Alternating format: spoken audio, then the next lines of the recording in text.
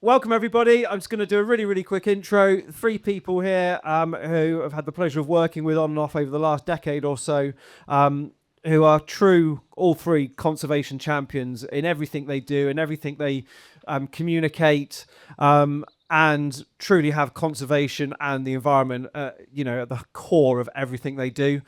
So straight away, I would just like to hand over to Chris, to Megan, and to Ruth. Thank you. Thank you, Paul, and good morning. And look at that. Now, come on. I can feel the envy radiating through the marquee because I'm now the proud owner of a Black Vulture primary. Hey, now come on, the best Valentine's present I'm ever going to get. I think you might misplace that later today. I don't think so. Oh, I think you might. I don't think so. Oh, it's suddenly going to go missing. I have to keep a number of my specimens under lock and key because there is someone who sneaks into the cupboard and tries to take them out. I don't know what you're talking about. And there's a tooth missing from one of my fox skulls, by the way. I haven't used one of your fox skulls in it. Oh, and there's a tooth missing out here. Anyway, right. That's I get the blame for everything. Enough. Everything. Right, okay. So just a brief introduction for me before I hand over to Megs and Ruth. Years ago, Ruth and I were sitting together at the BBC, and we were unified in our fed up and appalled opinion of what was going on in Malta. And we both had witnessed indirectly the slaughter of birds that were taking place there. And we tried to interest the BBC in making a programme about it. And then we tried to interest the RSPB in taking a more forthright stance on it. And at that time, we couldn't get any motivation at all. And we moaned and we moaned and we pushed, but we couldn't get any traction. So we did what old punk rockers always do, and that is you do it yourself. So Ruth and I and a couple of other people jumped on a plane and we flew out to Malta, and we filmed and then uploaded with some degree of difficulty, Ruth often staying up till 3 a.m, uploading things onto social media, the slaughter of birds that was taking place. And a primary concern for us was the spring shooting of turtle doves. And we went back to Malta on a number of occasions, and we got to, the first time we went, we got some traction in Malta and more broadly. The second time we went back, we took a journalist from the Sun newspaper who gave us a lot of coverage. And we did manage to drag that issue back into public awareness. It's not that people didn't know, it's just it kind of slipped off the agenda. And we felt that, the conservation agencies weren't doing everything they could. From the very outset, quite clearly, it wasn't about the work that we were doing. We were going there to champion the work of BirdLife Malta and the Committee Against Bird Slaughter. And we got to know them, and we went there. And they pointed out to us that there were significant issues taking place in Cyprus as well. So following on from that, Ruth and I went to Cyprus, and we went a couple of times, and on one occasion we took Megs and another young person with us, and they were doing social media on their sorts of platforms in their sorts of way, and we were trying to communicate to the older members of the social media. When we were on Facebook and they were on TikTok basically at that time. And but that was something we're doing, and the scale of the problem in Cyprus really hit home. And then when we got back from that, Mark reached out and said, we really like what you've been doing out there. Can we help? And we thought, right, okay, what can we do? How can we enhance this and reach a bigger audience? And so we continued to explore the technology. And what we've got now is a system where we can broadcast live from anywhere in Northern Europe for about 4 hours without interruption. And we use that because we've got a couple of what you call 4G backpacks. They have multiple SIMs from different mobile phone service providers. And what you do is you split your somewhat data-heavy stream coming from your cameras between those cards. They upload it across all of those networks. It goes back to the UK where someone sitting in a dark room with a laptop receives all of that information, and they essentially can mix it just as you would Springwatch or Winterwatch. So we can supply multiple camera feeds live with a very short delay in that. And then the person in the UK can basically mix it, and then that can go out onto YouTube and Facebook and so forth. So that's quite good. But I know what you're thinking. You wouldn't want to do that on the train from Southampton to London because the mobile phone signal is absolutely pants.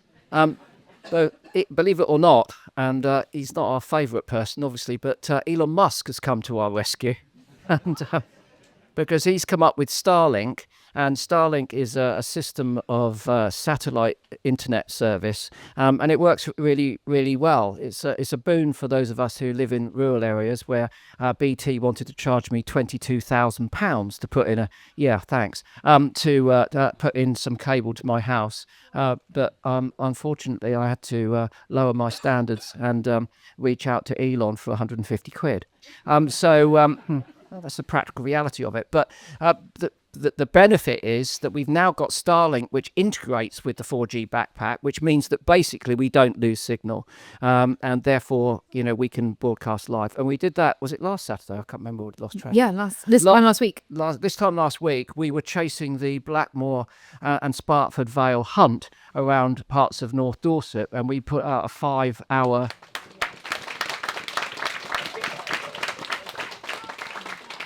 Actually, I say chasing. The Telegraph accused us of harassing them. So we were harassing, unbelievable, isn't it? The Blackmore and Spartford Vale hunt for 5 hours non-stop. And what I can tell you with some joy is that on Thursday, Dorset Police reached out to us and asked for all of the download of the whole 5 hours, and they're going to be investigating any criminal behaviour that took place. So.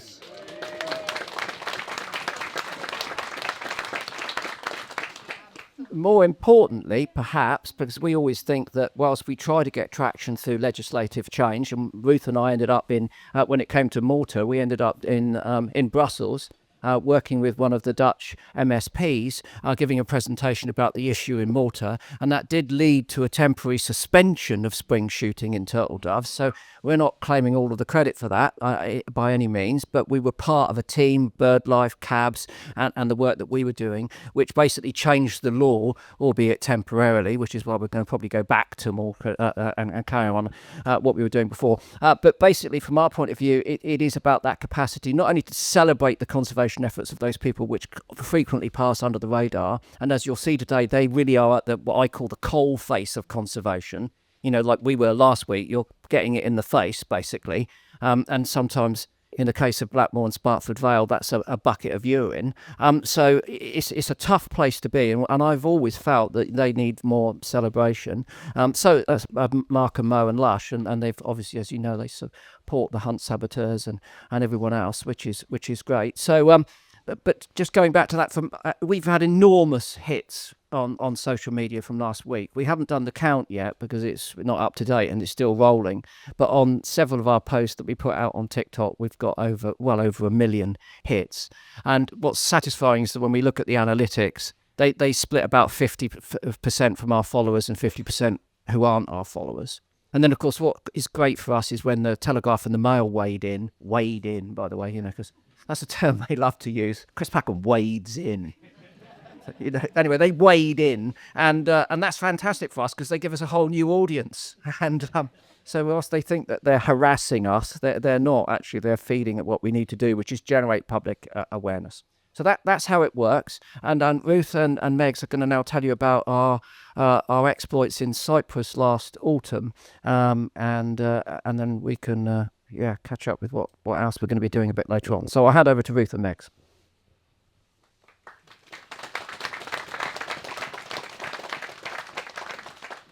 Thanks, Chris. So we, as Chris said, we went out to Cyprus in autumn, and autumn is the reason we go in autumn is because that's a key migration time for birds passing over the Mediterranean. And these are birds that have spent their time in Europe, across Northern Europe, and even in the UK, and they're passing back over the Mediterranean to head to warmer climates in Africa. And as they do so, unfortunately, there are people in Cyprus who quite fancy these birds, and they want to kill them for reasons that the next clip kind of demonstrates. Blackcaps, an understated little bird with a distinctive scratchy song. Many of us would be familiar with this characterful visitor to our gardens in the summer. However, the locals in Cyprus enjoy blackcaps in a completely different way. You see, they like to eat them. Ambelopoulia is a local dish made up of grilled, pickled or boiled songbirds, mostly blackcaps, and eaten whole. The trapping of birds for this dish has been illegal since 1974. But the demand for this dish amongst locals is still high, and many restaurants openly sell it. To catch the birds, Cypriots traditionally used lime sticks. Natural substances, such as this local berry, were boiled down with honey to create an extremely sticky substance. This was then painted onto sticks, creating the most deadly of perches. I should just say that I'm not going to apologise for showing those images. I know they're really hard-hitting, and it is difficult to watch. It's even more difficult to see it in real life. But I think it's important to be able to see that, and I just wanted to say that now. Yeah, I think that's fair, and we've got a few more images coming up later on that really demonstrate what we saw this autumn. Lime sticks are a really funny thing. I remember the first time I ever touched one for the first time, and the best way I can describe the consistency to you is almost like a slightly wet bubble gum. And the birds are lured down overnight, of course, when they're flying during their migration by these lures, which are these recorders that play, sometimes, most of the time it's blackcap song, but it can be a variety. And they're drawn down into these bushes, often acacia trees that have been purposefully cut so that these lime sticks can lie flat. And they, of course, land, and the moment their feathers touch that lime stick, they are completely stuck, as you can see here. And often you go to these sites and there are, I don't know, upwards of 12 in a tree. Yeah, more than at least up to 20. Yeah. I think we've counted in one tree before. Yeah, it's mad. And you've got all of these birds that find themselves, incredibly unlucky to be trapped. And the trappers will come sometimes the middle of the day, the following day. So they're trapped in the Cyprus sun for hours before they're dispatched. And as they're there, they'll obviously panic. And as they panic, they get more stuck in their wings and their feet. And it's horrific. It's not a nice image. But this is where the amazing work of CABS come in. So when we go out to Cyprus and Malta, we join CABS, Committee Against Bird Slaughter. They are the most incredibly dedicated group of people you could ever come across. Day after day, night after night, they put themselves in dangerous situations, confronting some of Europe's most prolific bird hunters. They destroy traps, get evidence, try and get the police involved as best they can, although we'll come on to how hard that is a little bit later on. And on one of our first mornings out, we went to a site that was thought to have lime sticks. It was a bit of an old site and it had been abandoned, but we managed to get this, and it was upwards of about 60 lime sticks that morning, which was quite a lot, but it was quite dry. I think we had the feathers of a hoopoe that had long since passed, owls as well, evidence there of what had happened previously. And it just shows the waste as well. So these birds aren't just being caught to be eaten. The birds that they don't want to eat, they just leave. So it's not even that they're being used, it's terrible. It's non-selective. You can't choose to catch a blackcap with a lime stick. Those laws tracked everything from the skies down, and you can get all sorts of beautiful birds caught on these traps. Another method that they use to catch in Cyprus, and every Mediterranean island has a slightly different purpose, a slightly different way of trapping. Cyprus, lime sticks is a big part of what they do, as are the mist nets. So certainly when hunters are wanting to trap at more of an industrial scale. So this is a scops owl that was found by the CABS team. And of course, mist nets are so thin and tiny that in dusk and dawn, when birds are flying, mist nets are invisible to the bird's eye. They can't tell that there is anything there to fly into. So they simply think they're flying through, and they easily get caught up. And if they don't land in the net specifically, if they land in the bushes around, then sometimes the hunters will go out in the morning with these piles of stones and throw them into the bushes, which then pushes them into the net. So there's really no escape for these birds. But there was for this one. That's nice. Look at those eyes. Look how beautiful that is. This is a scops owl, one of the owls that's frequently, unfortunately, caught in Cyprus. But they are so beautiful, very noisy little things. And when we were there, the CABS team kind of split up into 4 or 5 units every single night. So this wasn't a unit that we were currently with at the time, but they sent us these photos of rescuing this scops owl. And I believe there was a prosecution of the hunter that put out these mist nets. So that was good. So that's the main kind of 2 ways. There is a little bit of shooting, which we'll see later on in Cyprus, but lime sticks and mist nets are most common. Now, when I first went to Cyprus, when did I first join you guys? 2018? About 2018. We had quite a fun experience, didn't we? We did, yeah. We were somewhere, well, pretty much, I think, where this photo's taken, maybe by this rock Yeah. for night in the dark. So one of the most notorious hunters anywhere in Europe is a man that goes by the nickname of Akas. Now, if you followed our social media when we were out there, you might be familiar with Akas already.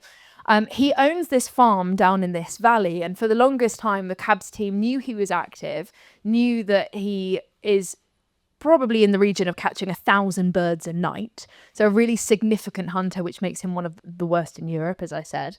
And they didn't quite know how to get him. And they tried a few times to get some photos of him. And back in 2018, it was decided that Ruth and I were going to go and hide in a bush behind a rock. And we were going to try and film it. So there, Ruth and I were really quite close to the action. Chris and Andrea were like a mile behind us in pure safety. They left us in the danger zone. That's fine. Thank you very much. But we had like sticks in our hair, leaves in our hair, trying to blend in as best as we possibly could. Didn't want to break the horizon. No. And it's quite an interesting process to see them come down, because obviously what they are doing is illegal and they don't want to be photographed. And because they're situated in a valley, that does afford them some protection. There's not many ways you can get into the Akas site. It's all completely fenced. There's lots of dogs running around as well. So what they do is they drive in about 2-3 in the morning when it's pitch black, and you see the headlights come on the road, and they stop and they start, headlights on, headlights off. And it's like a relay of them getting in as safely as they can to make sure that no one is there to watch them. They also drive up on top. So where we were hiding, at one point we had headlights over our head as people were searching for any of the Cabs members or people that were trying to film them. The heart rate went up a little bit at that moment, but it was fine. Yeah, it was good. It was fine. Yeah, it was good to get a bit of adrenaline going. So. Yeah, it is. And we got some great footage. Well, I say great footage. Good for us, bad for them. To really highlight what they were doing. Yeah, when the adrenaline gets going, I'll tell you why. That's because if they find your car, they slash the tyres and smash all the windows. And they'll follow your car once they get the registration plate. So we frequently take our cars back and complain to the hire people that they've got an oil leak. That's a lie. It's just that we want a different car with a different registration number on it, so they can't follow us around. We move from hotel to hotel unless we've got a really secure place. Well, Airbnb to Airbnb, unless we've got a really secure place. And in the past, they've captured people from cabs. They've beaten them up quite severely. And worst of all, Bosjan, they drove him out into the countryside, took all of his clothes, threw away his car keys. So he was stark naked, about 10 miles away from his car, in the middle of nowhere. And he had to walk back with everything on view. In the sun. So the adrenaline flows, because if they catch you, you're in trouble. And they did catch Andreas and I at one point. We tell you about that later. Yeah. You never know. No, you don't. And it's worse if you've got a camera, because what they ultimately want is your camera and your equipment. So if you're there with filming equipment, you're pretty much like what they're after. Oh, have we got a question? What about binoculars? Good question. What, are your binoculars safe, do you mean? Or are they looking out? Oh, could we see them with binoculars? Yes. Yeah, we can. And that is a really good point. And people do watch them with binoculars. And the reason that we need cameras in addition to our binoculars, the binoculars are used to find those spots and see the hunting happening. But we need the cameras, and we need to use cameras in order to gather evidence so that we can get these guys prosecuted and get them hopefully penalised. Although we'll come on to why that's more challenging than it sounds a bit later. Oh, they'd take anything. I mean, they took this guy's, not this guy, Bosjan's clothes. They took They'll destroy anything that they can get their hands on just to wind you up. Yeah, basically. Yeah, your binoculars are not safe. No, nothing safe. We'll do a whole round of questions at the end if that's okay. So if you've got questions, we'll come back round to it. Because we've got quite a lot to get through and we're chatting a lot, which is fine. Or maybe not. I don't know. Sorry. So this time around, though, we decided rather than to do it covertly where we're hiding in the bushes, that we were actually going to try a completely different technique. And this was something that came up by Andrea, who is part of the Cabs team. So we got in position at about 2 a.m. Again, we were hiding, and there was a number of different volunteers from all over the UK. Some of the hunt saboteur groups came out to Cyprus to join, because for the first time ever, here's us hiding. That's us hiding there.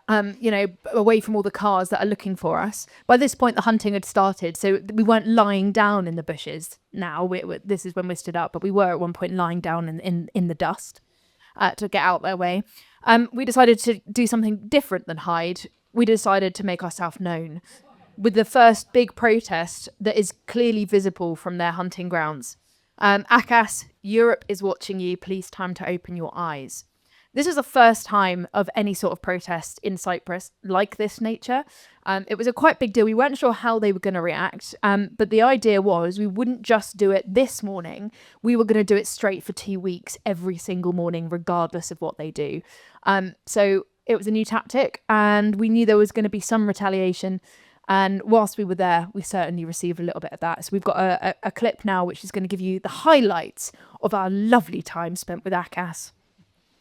Oh no, here's us filming a little bit more. There's our clip. There we go.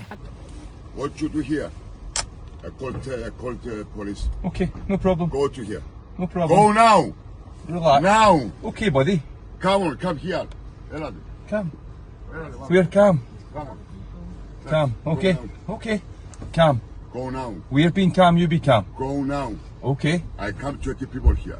Go now. Okay. Go now. Calm. Please go now. Okay. I said to you, please go now. Okay, Please. no problem. I'm being polite. You Go be now. polite. I called police. Okay. It's my farm here. Okay. I have dog. Okay. What you do here? No Are problem. you from Germany? I don't know where you. No. What you do here?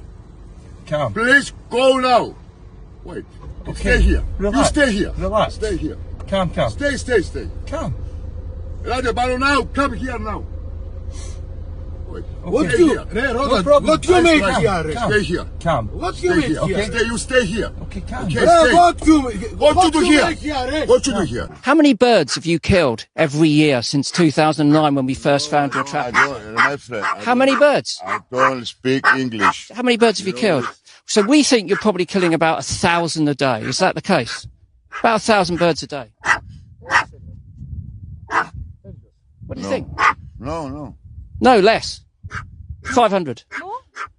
500? I don't kill 1,000 birds. You don't kill thousands of birds. It's funny that, because like we were watching you yesterday with your traps, with, well, I don't know, hundreds of birds in those traps. Why won't you answer our questions? I mean, we've seen you. We know you clean the birds. I've been here before. I've seen the buckets full of dead birds. Seen you over the years. People, I don't understand.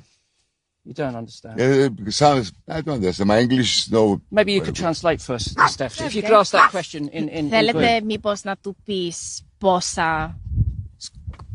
Εξαρτάται από τη χρονιά, αγάπη μου. Άμα έχει πουλιά, ασχολούμαι 100. Αν δεν έχει πουλιά, μπορεί να ασχολούμαι 50. Αν έχει πολλά, να ασχολούμαι 200.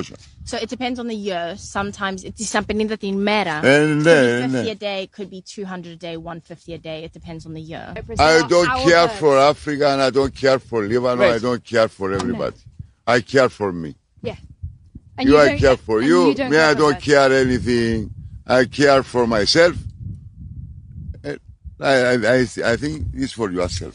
I think that just about sums it up, don't you? I don't care about anything. I care for myself. I mean, I think that really sums it up. Yeah. Thanks. Finally, you hit it on the head. I don't care for you. You hit it on the head, didn't you? No, I don't care for the Cyprus. I don't care for you. You don't care for Cyprus. You don't care for me. You don't care for the birds. All you care about is yourself. I care for my country. Andreas, you've been in a different part of the terrain here, getting a view over the site. Tell us what you've seen since the police arrived, because obviously what we've seen is a bit different. So yeah, we could see the police coming with 3 cars. First was the local police, 2, probably the other 2 were cars from Nicosia. They caught the guys. The guys were there. There was a decoy playing, and we couldn't see any nets from our position, but only because it's really difficult. And as soon as they arrived, they start talking to the trappers. One could see from the movement was making some fuss around. Then he sped to the gate, to the main gate, went inside. The police didn't stop him.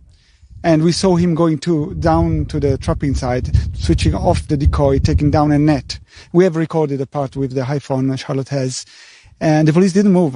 I called the police again, the station, saying, I called them, say, look, your people are now, I can see them, and there is a trapper. This man destroying the evidence right now in front of them, not in front of them, actually hidden. We can't go inside if there is then don't let us in. And then after then Akas came down He came down, then they talked a bit, and the police was allowed to enter the fenced property. They took them to the wrong area, so now they are in the eastern part, but the nets were in the western part of the. By the way, he had like 10 minutes time to get rid of all the evidence, and they left nobody in the shack. I saw someone with a bucket in the shack before, so I suspect that there might be dead birds in the shack. But they left no agent behind to check that nobody gets rid of the evidence. I mean, I've been working with police everywhere in Europe, and this is really unprofessional. The worst thing I've ever seen in my life. This is not a way you execute a search warrant. I mean, if all drug dealers were dealt like this, it would be really easy to break the law. So this morning we went back to Akas's property, the vantage point that looked over it, put the drone in the air. He's actively killing lots of different songbirds, hundreds illegally. The car races down at full speed on a dirt track, nearly rams one of our cars off the road. We have to make a hasty retreat. They follow us down. We go to the nearest police station, about 6-7 minutes away. We go in, there's 7 of them sat there drinking coffee. I've never been in a police station where I've seen less willing in all of my living life. They were rude, they shouted at us, they knew exactly who Akas was, and they wanted to do absolutely nothing other than coffee and donuts. It was the most despicable show of policing that I've ever seen in my life. It was horrific. Their deadpan Anyway, faces, it was this- embarrassing. So this is where the incident occurred. That's the police station that we went to, minutes away, so if anyone's life was at risk, you think they were coming there. We now had to drive all the way down here to this police station, where in that window there was just one policeman. And they It's just told us one this. policeman. They said, oh, there's only one policeman at the other place, so they might not be able to do anything, but it's not our jurisdiction, we don't care. There were 7 of them sat there. There's one policeman down the road, he won't be able to do anything, can you pass me a donut? That's what it was like. Yeah, I'm lost for words. I'm angry and I'm frustrated that this is what cabs have to deal with time and time again on the ground. It is absolutely hideous and disheartening, and I'm lost for words today, really am. That's the brutal reality, actually. There are teams on the ground every single day who have to witness the most horrific things, and they go to the people that you're meant to go to, the people you're meant to trust, the people that are meant to help stop this, and there's not the willing to make that happen. And by having a live broadcast, that's the only reason that the police team went in to do the search that day. That's what cabs told us afterwards. Normally, Akas gets 1 search a year, and it's at the end of the season when there's not much going on. So the fact that the police even turned up was really, cabs told us, was due to the pressure of the fact that we had done a live broadcast and people from Cyprus could see what was going on. But the fact is that even with that, and even with the police going, still nothing happened, and still they couldn't. And it's not even they couldn't, they weren't willing to do anything about it. Yeah, I don't think I've ever been as angry as in that first police station, looking at that group of people that could have done something. And we had just nearly been rammed off the road. There was, a lot of violent intent. Akas has got a history for putting fireworks under people's cars. Like, this is a seriously dangerous individual, not just to birds, but to human beings. And, you go up at the local police station, ask for help, and they just look like, nah, we just don't care. And one of the reasons being is that they're sometimes paid off in Ambelopoulia. They're paid off in these dead songbirds. So this is a dish that some of them consume, and there's a lot of corruption that goes on there. So it's a small community. They're all friends. And the thing is, if they were the ones that put on a raid, either they'll get paid off by the birds or money, most likely birds though, or they'll face the repercussions of a poaching unit, which is not something you would really want to do when you have to live there and face them all the time. So as Chris said, they were sat around eating donuts. Now, I didn't see any single donut at the police station, but I know what we went and did straight after we made our report. We went to get donuts ourselves. Because the best thing about Cyprus is... Well, the best thing about Cyprus would be the cakes, because they have the most amazing cake shops. I mean, I know I just spotted cakes on the way in, actually. I've got my eye, so I've already booked one. But unfortunately, the vast majority of their cakes will obviously have dairy products in. So they're not on my menu. The only thing I can get to eat are these, which are vegan olive rolls. Vegan olive bread. Yeah, they're good though. It was good. I had a spinach good one. on day 1 and day 2. Day 3. on day 10, you see those strawberry cakes there. They're testing the resolve of even the most dedicated plant-based dietitian. Anyway, yeah, so we go for a sort of short bit. It was our cakery, but not I can't cake. Other people were eating cakes. Yeah, it's a little chain of pastry shops. Honestly, it's our one little good thing about Cyprus is the pastry shop. It's just something to look forward to, and you just need that moment really to get away, and it's a nice thing. Although when you do turn up at 7 a.m, you are often in there with the hunters that you've spent the night watching. Yeah. As I found myself meters away from a man with blood down his legs, I had twigs in my hair and we both looked at each other and I was like, I've been watching you all night. And now you're like inches from me. I'm going to walk away now. And he had no idea. I think he might have done. We looked a bit like we had been dragged through the back of a hedge. If there's any one reason you'd do that in the middle of Cyprus. One of the other best things about Cyprus, where our Airbnb was, is we would drive every day around this corner and there were clouds of bee eaters. Like, it was beautiful as the sun was setting. Like, we really enjoyed watching the bee eaters, didn't we? It was really nice when we had a chance to stop and look. And on one occasion, some of the Cyprus team told us about another location, which happened to be the site where we had been enjoying our bee eaters, where they were sadly being shot from the sky. And this is a terrible thing that happens. Obviously, there's no point shooting a bee eater. You're not going to get any meat from that bird. This is just for them, kind of typically a boys' day out, a boys' afternoon, weekend out. Sport. Well, yes. Yeah. So we went and found some evidence, and we have a highlight clip to show you now. I say highlight, it's a low light clip, really, isn't it? That's today's, isn't it? Yeah, that's really fresh. It's the head of a bee eater. Oh, savage, isn't it? They're absolutely savage. They're coming out now. The person. Absolutely savage. I mean, this is just one of the most beautiful birds in the world. God, that's awful. And this poor bird has just been decapitated. Look. I would say within the space of the last hour, maybe 2. We've been tipped off that there's a site here where hunters are shooting bee eaters and other birds. But we're in the vehicle because when we get there, we may not be able to observe them without being observed ourselves. So we're just sort of ready to jump straight out and see what's happening. Yeah, so it appears that we might have been spotted straight away thanks to this guy over here, possibly sort of on patrol looking for people like us. Oh yeah, We've look, got bee eaters there overhead. are bee eaters over the wood. So Boston, tell us a little bit what was happening here last weekend. Yeah, we were here with my colleague Stefania just 1 week ago on Sunday evening, at the same time as now, and we just, when we parked here, we heard lots of shots. Oh no! Oh no! Oh no! That's got fresh blood on it, isn't it? Hold that, please. We've got a head. Oh no!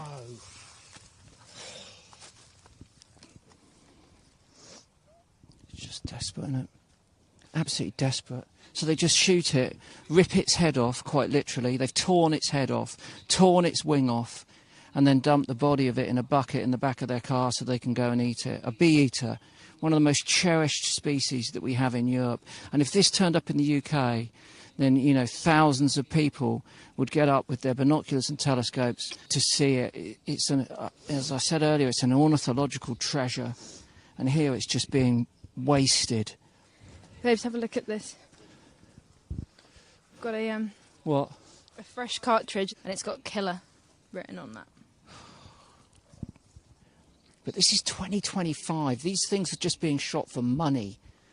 These are being, you know, shot to be sold in restaurants where a dish is going to cost €100 so you can show off. Give me a break. Oh, I don't know. It just makes me absolutely sick when you think the amount of effort over Europe.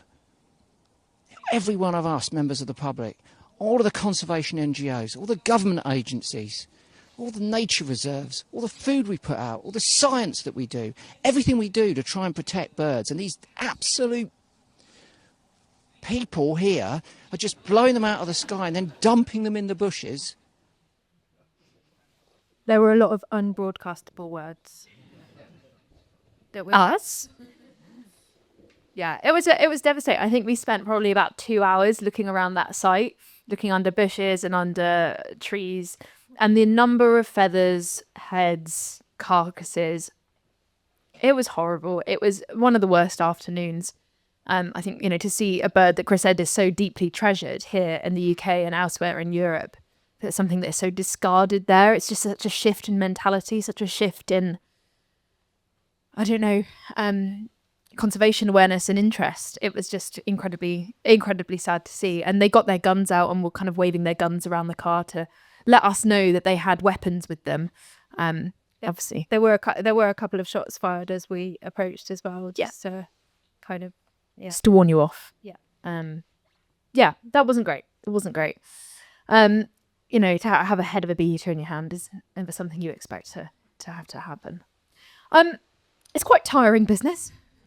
One of the things about Cyprus is that you have to be up at all hours of the day. So when we're quite lucky if we get 2 or 3 hours sleep in a 24-hour period, because often when you are out getting rid of lime sticks, you have to be out in the night. Then if you want to get rid of, you want to then get the police out, then you have to be up at the early hours of the morning for the lime sticks, and then the mist nets as well. And then the shooting is in the afternoon, evening. So in order to cover all of it, you have to take naps where you can.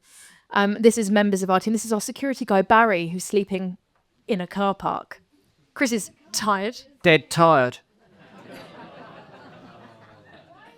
Anyone's sort of cheap pun, I'm afraid. If anyone wants to kick him out, you'd be more than welcome for that pun. Terrible. But, and our faces at the start, there's a lot of adrenaline, there's a lot of energy in the room. So we start looking quite fresh-faced. And then the team photos suddenly get considerably worse. As the tiredness, surviving on olive bread, and the realities of what we're facing come into play. But there are some great bits. There are some really positive bits about being out there. It is hard, don't get me wrong. Like, it is heartbreaking to watch what you love die in the most horrific way and see the disrespect for it. But at the same time, there's some pretty cool animals as well. Like I said, we enjoy seeing the bee eaters when they're not being shot at. My favourite, though, I put this slide in. They didn't have any choice in it. I'm obsessed with mantids. I love them. And there was so many mantids everywhere. They're all over the Airbnb. This one we found when we were secretly hiding at a petrol station so that the hunters didn't find us. All these different species of mantids. I got Meg's a mantid as like a pet when she was young, right? Because we sort of didn't want sort of hamsters and rabbits. Hamsters and rabbits. Yeah, you did, but they were kind of like nocturnal and boring. Anyway, so you loved your mantid, right? True. But what worried Meg's mum and I was that Meg's took a lot of pleasure in feeding the mantid. So she would catch crane flies and put it in, and then it would be like some sort of gladiatorial. You'd be sat there gazing as the mantid dispatched the crane fly. It was sort of, we were thinking, there's every chance that she could mature into a serial killer. I haven't. Thankfully. That you know of. Not yet. Although I felt for my life on a few occasions when I said the wrong thing. Anyway. But I still love predators. Like, predators are still the best. And I blame the mantids for that. It's true. I don't have any comeback for that. That's absolutely accurate. The other best thing about the job and going out there is getting moments like this when you get to release a bird. So this is one of the birds. I think is this the white throat? It's a bit of a blur, that photo. I think it might be the white. That we took from one of the lime sticks. Now, when you get the birds off the lime stick, it's very delicate. You have to be very careful. There's sometimes a little spray bottle of water because it stops the stickiness of the lime glue. Sometimes you have to use your mouth, so you suck the wings and the feet of the birds because your saliva helps get the glue off, and you want to make sure that all the birds are completely glue-free before you release them. You give them a drop of water, little pipette on the beak. They drink it up. Often they're very dehydrated, and you release them. In my head, I'm always like, right, south, chuck you south. So you at least start on the right way. Obviously, they can turn around, but I wish they would fly straight out. But start them off on the right. It's worth saying as well that before any birds are released, we make sure that all the lime sticks in that area are totally removed and covered. But yeah, it was that this morning when this bird was released, it was pretty amazing because we managed to find a group of lime sticks in a tree, which of course is very sad, but we got there before it was too late. And there were a number of birds that we managed to release on this morning, which really did make our hearts very happy. Yeah. In terms of the grand scale of the hundreds of thousands that get killed across the Mediterranean every single year. You know, it might seem like a small drop in the ocean, but it is everything to that little bird. It's life or death for that individual. And that's what really matters. And kind of spreading the awareness about the plight of these animals. And you just hope that that bird gets off the island and others like it as soon as possible. But it's not right that we just talk about us, because there's a big team. It's so true, and it really is. And it's not just the people in this photo who we'll go through in a minute, but there are also a team of people back in the UK who Chris spoke about at the beginning, who are taking all of the live footage that comes in, processing it all, often working in the middle of the night and at crazy hours, because it's early for us in Cyprus, but that's 2 hours ahead of where it is here, and they've got to be up early and doing all of that. So we had a fantastic team of 4 people in the UK dealing with that, and their names are Vlad, Abby, Chris and Laura, and they were absolutely amazing, and we couldn't have asked for better support and a better team. So yeah, they were awesome. Yeah. And then the people on the ground, I mean, of course, you'll know some of our faces, you know, Ruth, me and Chris there. This is Fabian, who's also a very key member of our team. Whenever we're doing fox hunts or anything like that, he's the one that's behind the camera. If anyone watched SIBC back in lockdown, a few thumbs up, he was the one that was vision mixing that and doing all the computer stuff. So Fabian is you know, an absolute, we call him a wizard. He is a wizard of everything. But he's a fantastic biologist, as well as knows everything about the tech. So he's brilliant. But the main heroes of the whole thing are the team of cabs. Like, they are phenomenal. You've got Andrea, you've got Bostjan, Stefani there. Yeah. There's a lot of them. So this guy's Bostjan, who we've mentioned a few times. He's been working in Cyprus for more than 15 years. He suffered broken arms. He suffered being shot at. He suffered being dropped off naked, sunburnt, and he has really suffered, but he returns every single year, and his passion is like nothing. And the other person that's really, really worth pointing out, who Megs has mentioned, is the guy in the centre there, and that's Andrea Rugtiliano, and he is the leader of the cabs team in Cyprus, and without him it really wouldn't happen. He is an absolute force and just an incredible human being, not just in Cyprus, but even when he's not in Cyprus, we often try and phone him and he's like, can't pick up now, I'm saving a bird, I'm planting some more trees. Like, his life is all about protecting wildlife, not just in Cyprus, but of course he leads the team on the ground there, and he's just amazing, isn't he? Just the most unassuming, beautiful human being. To tell you a bit of a story about these guys, so you've got, the way that cabs works is you've got the team that are kind of behind the scenes, that do the fundraising to make sure that there's enough money for the work on the ground, and then you've got the guys on the ground who are this team here, and amongst many, because you've got teams like this, they've got teams like this in Italy, Malta, of course, Syria. Like, there are teams scattered all over where bird persecution happens. And when we spoke to them about setting up, this live stream and everything, we were obviously going to do a fundraiser because we want to raise as much money as possible to keep them operational on the ground. And we'll talk a little bit about that in the next slide. We're coming to an end, don't worry. But when we spoke to Andrea about it, we were like, right, we're going to set up a fundraiser for you. And he was like, oh, it's okay. We don't need the money. We just want to save the birds. And it was like, Andrea, no, you do need the money. Don't worry, their PR person soon stepped in. Their PR person stepped in, being like, no, we would like the fundraiser. Thank you very much, Andrea.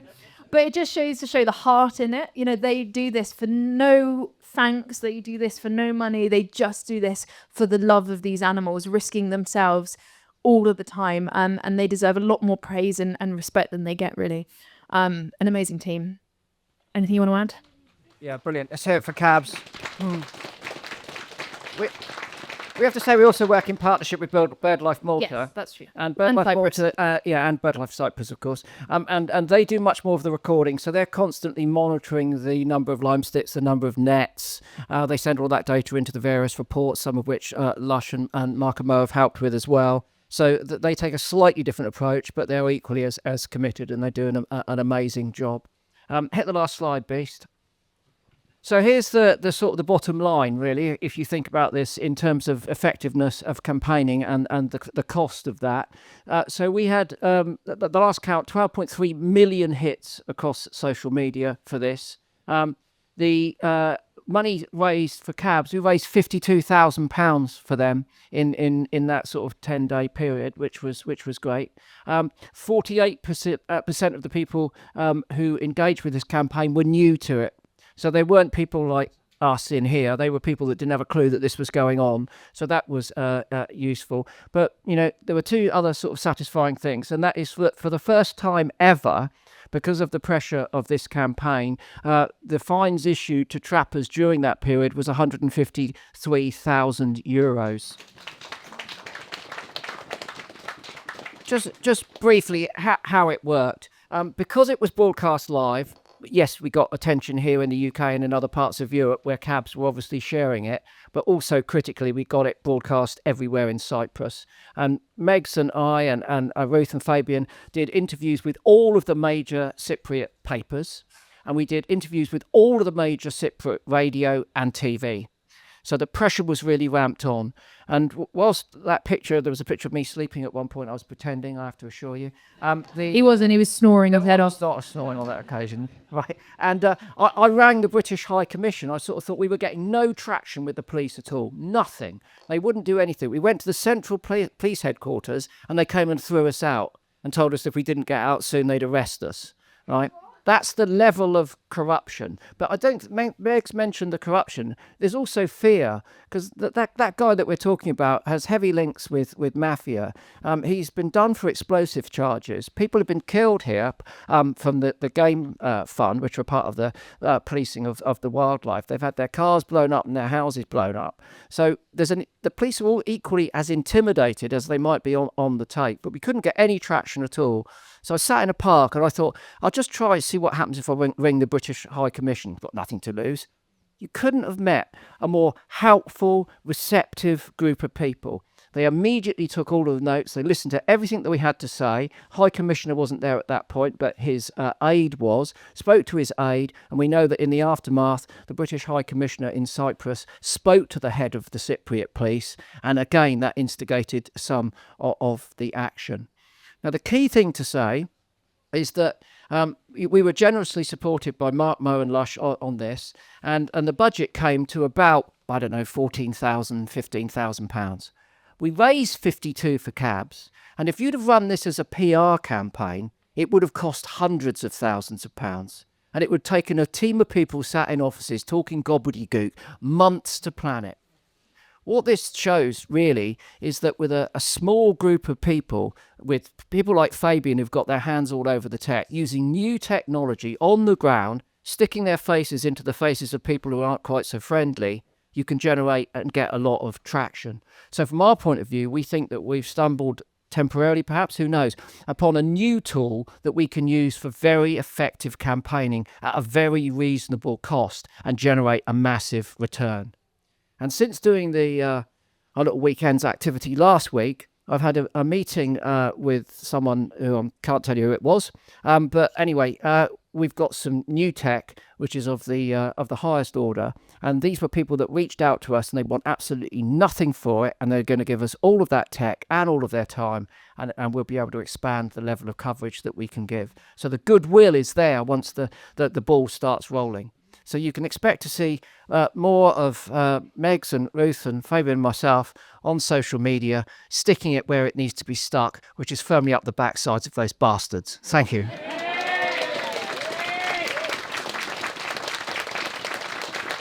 Do we have time for questions? Do we have time for questions? Hold on, we're just getting up. 10 minutes. Okay, go on.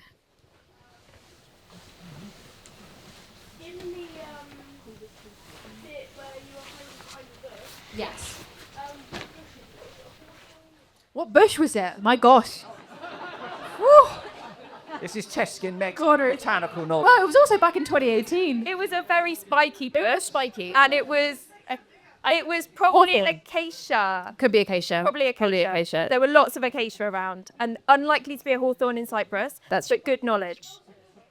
Go on. Lots of other birds are shot. At the time, we went straight after the bee-eaters because we knew that was the species that they were going for and the location where that was happening. But they do shoot all kinds of different birds. You get a lot of places in... we saw them shooting at hobbies. Hobbies, yeah. They'll shoot at anything in the air. Yeah. There's absolutely anything. There's a saying in lots of these places in the Mediterranean, if it flies, it dies. And yeah. Go on. So, if they shoot the wing of the bird, and it'll still come down, Yes, over time, because it won't be able to feed itself, it won't be able to travel, it won't be able to migrate to where it gets to, find water. So it's likely.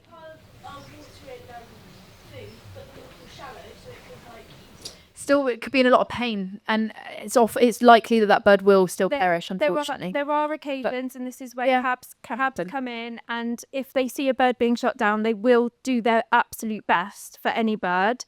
They go there as quickly as they can. As Chris said earlier, unfortunately in Cyprus, if an area is completely fenced in, you can't get into it. You might get shot trying to get into that area yourself. So in that instance, Into the vet. but yeah, in Malta, we've been along to the vets on more times than I can count, taking birds, and actually we've had some success with that. We've also had some very sad moments, but there have been some successes, and there is a lot of rehabilitation that takes place when it's possible. So there is hope.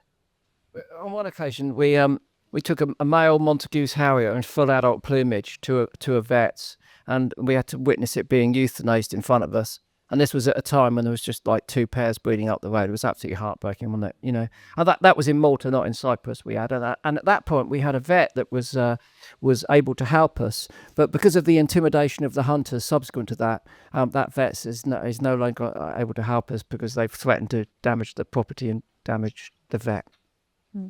But despite that, she still helps the birds secretly. So she's a very good ally. Yeah. How receptive are the governments of Malta, Cyprus?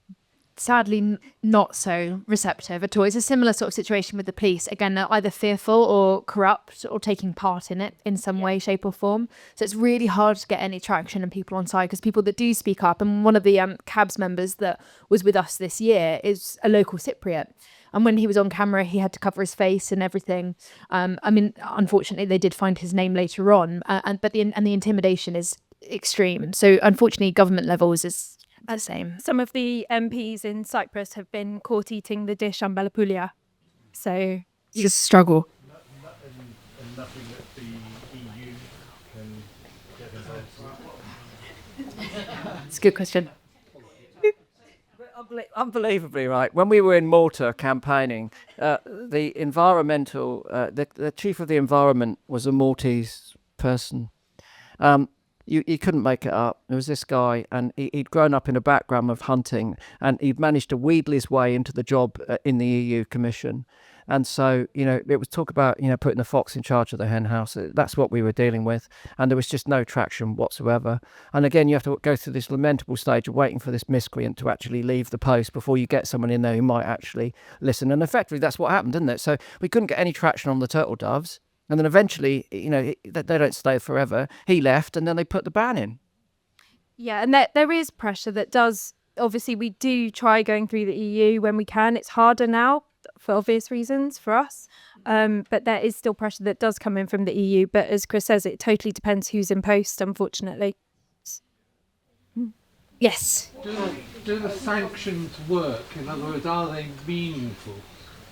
The sanctions work, are they meaningful? I lived out in the Galapagos Islands for 30 years. Amazing. And the illegal fishing, fighting the illegal fishing quite often, and the fishermen got caught and they were fined about $2 or $3, so they go straight out again. Yes. If they're fined $5,000, they might think, well, the boat was confiscated like they do in Australia. It works. So sanctions have to be hard enough to actually stop. Exactly. And unfortunately, that's the case. Exactly. So for one dish of ambelopoulia, which might have, it depends on the birds and everything, but it could have 5 to 10 birds, sometimes 12, isn't it, as well? So for like a dish, it's about $60. And it's all served under a bed of rocket and lettuce. So it's all hidden if you order it in a restaurant, and it's never on the menu. It's all completely undercover and hidden. So, on average, a bird is like 10-ish dollars. So when you put that into perspective for Aka, so typically when he is fined on his, once yearly thing, he could be fined, 5 to 10, but he's making it 100,000 a season. So it is a drop in the ocean in comparison to what these people make. They're incredibly wealthy. So again, it is not enough of a deterrent. To put those costs, what would a normal sort of pub-like meal cost compared with? 10? Yeah, okay. Yeah, not much. So 5-6 times as much. Massive. Yeah, exactly that. And somebody asked, what can we do to help? And I will, first of all, say that the first thing that a lot of people jump to and want to do is boycott a country and sort of say, I'm not going to go there. And unfortunately, that doesn't work. I'd love to say it did. I'd love to say that the pressure from that makes a difference. But unfortunately, all it does is it hurts the people who are actually nice and trying to stop it. And it doesn't affect the people who are carrying out the crimes. But what you can do is support CABS, support Committee Against Bird Slaughter. These guys are doing a phenomenal job, and the money that you can contribute to them, whether you do a fundraiser or contribute money directly or whatever, or even just sharing their posts and make awareness of the work that they're doing, that will really, really, really help make such a difference to them, because they are doing such an incredible job. And if you do go out there, send an email to the government, be like, hey, I was there. I really don't like what you're doing here. So just use your voice, but continue to go to the pastry shop. It's great. A volunteer for CABS. Yes. I'm afraid we're going to have to wrap up because we've got things moving on. But I believe you three are hanging around for the afternoon, which would be great. So if you do have questions, can people approach and ask questions and talk about the campaign? Thank you so much. And can we give them all another round of applause?